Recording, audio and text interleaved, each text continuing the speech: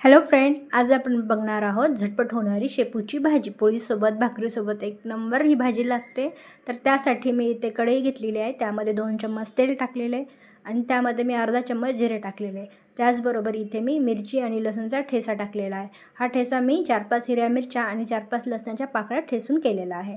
त्याचबरोबर इथे मी एक कांदा टाकलेला आहे। कांदा व्यवस्थित गुलाबी झाला की आपल्याला त्यामध्ये एक टोमॅटो कट करून टाकायचा आहे। टमाटर देखील आपल्याला 1-2 मिनिट व्यवस्थित परतून घ्यायचा आहे। 1-2 मिनिट परतल्यानंतर आपल्याला त्यामध्ये हळद आणि मीठ ॲड करायचं आहे।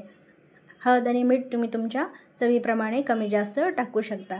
त्यानंतर आता यामध्ये आपल्याला शेपूची भाजी टाकून घ्यायची आहे। इथे मी एक जुडी शेपूची भाजी घेतलेली होती, त्यानुसार हळद मीठ तिखट घेतलेलं आहे। आता याला व्यवस्थित आपल्याला मिक्स करून घ्यायचं आहे। एकदम फ्रेश कोवळी इथे शेपूची भाजी मी यूज केलेली आहे। आता याला आपण 2-3 मिनिट व्यवस्थित परतून घेणार आहोत, जेणेकरून याची चव खूप छान येईल। आता 2-3 मिनिटानंतर मी याला कव्हर करून घेतलेलं आहे। आता एक छान शेपूच्या भाजीला वाफ बसलेली, त्यानंतर आपण यामध्ये एक अर्धी वाटी मी मुगाची डाळ भिजत घातलेली होती, 5-10 मिनिट ती टाकायची आहे आणि आता व्यवस्थित छान मिक्स करून घ्यायचं आहे।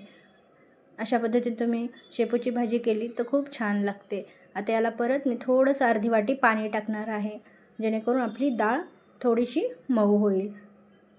आता ही भाजी आपण एकदम सुकी करणार आहोत, त्या अकॉर्डिंग मी अर्धी वाटी पाणी टाकलेलं आहे। एकदम कमी वेळात कमी साहित्यात झटपट बनवून तयार होते। आता पहा, इथे छान 2-3 मिनिट वाफ दिल्यानंतर भाजी आपली खूप छान बनवून तयार आहे। एकदम पूर्ण पाणी हे सुकलेलं आहे।